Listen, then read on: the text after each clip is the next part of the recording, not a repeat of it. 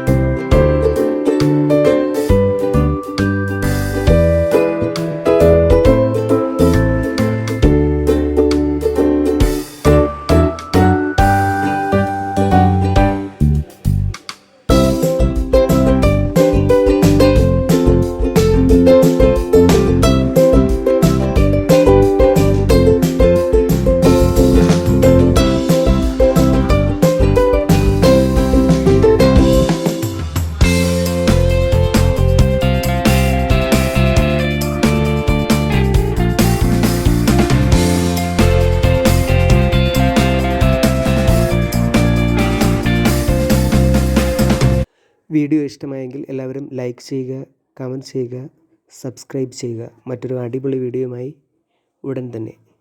Bye bye.